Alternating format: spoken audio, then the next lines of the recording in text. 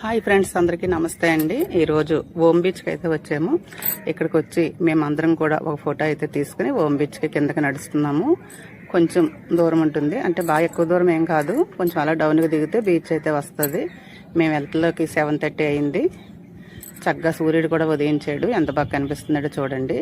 ఈ బీచ్లో అంతా కూడా స్టోన్స్ అయితే బాగా ఎక్కువ. ఇక్కడ Saturday, Sunday, Monday republic day రావడంతో జనం అయితే బాగా ఎక్కువైతే ఉన్నారు. అందరూ కూడా ఫొటోస్ తీసుకుంటా ఎవరు ఎంజాయ్మెంట్లో వాళ్ళు ఉన్నారు. ఈ బీచ్లో అయితే అలలు కూడా బాగా తక్కువ అండి. ఇక్కడ మేము బీచ్ ఒడ్డున కూర్చుని కాసేపు అలా మెడిటేషన్ చేసాము. చక్కగా వాటర్తో అలా ఆడుకున్నాము. ఆడుకుని వాటర్లోకి వెళ్ళి అందరూ కూడా స్విమ్మింగ్ చేసే వాళ్ళు స్విమ్మింగ్ కూడా చేశారు. ఆ రోజు రథసప్తమి అండి. సముద్ర స్నానం చేసి చక్కగా సూర్య భగవానుడికి నమస్కారం చేసుకుని వాటర్లో కొంతమంది అయితే చక్కగా అలాగా తేలతా ఆసనం వేశారు. మా గ్రూప్లో ఆల్మోస్ట్ అందరూ వేశారు. నా చేత కూడా చేయించారు. ఇలా చెవులు అలా సముద్రంలో వాటర్లో మునిగి ఉండటంతో సముద్రం సౌండ్ కూడా చాలా బాగా వినిపించింది. ఇక్కడ చిన్న చిన్న షాపింగ్ ఉంటుంది కదండి, అదంతా పూసలు గవ్వలతో చిన్న షాపింగ్ ఉంది. దీని తర్వాత స్పీడ్ బోట్లు అయితే మమ్మల్ని లోపలికి తీసుకెళ్లారు. ఇక్కడైతే డాల్ఫిన్స్ కనిపించినాయి చూడండి. అవి పెద్దగా పైకి ఎగరలేదు, కానీ చూడటానికి అయితే బాగుంది. ఈ డాల్ఫిన్స్ చూసి మేము అలా లోపలికి వెళ్తే లోపలైతే half moon beach, paradise beach కూడా ఉంటాయి.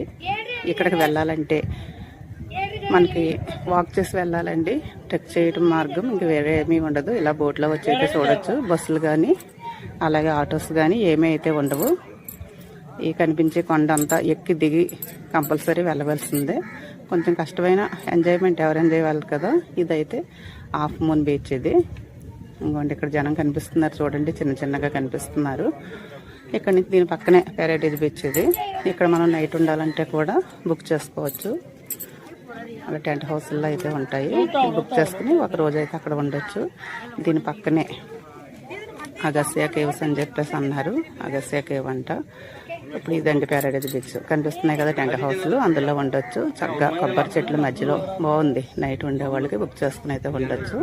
ఇక్కడ ఉన్న వాళ్ళు ఇక్కడ స్విమ్ అది చేస్తే బాగున్నారు. ఇదంతా అయ్యాక మేము అయితే రూమ్కి వచ్చామండి. మా రిసార్ట్స్ లోపల అయితే చూడలేదు కదా. ఇది డబుల్ కట్ బెడ్ ఉంటుంది, చిన్న రూము. ఇదంతా అయ్యాక మేము ఫ్రెష్ అయ్యి టిఫిన్స్ అయ్యి రెడీగా ఉంటే మేము టిఫిన్ చేసి గోకర్ణ టెంపుల్కి అయితే బయలుదేరాము. మహాబలేశ్వర్ టెంపుల్. ఇదండి మా టిఫిన్. థ్యాంక్ యూ అండి. ఎలా ఉందో చిన్న కామెంట్ అయితే పెట్టండి. అలాగే షేర్ చేయండి, సబ్స్క్రైబ్ చేయండి.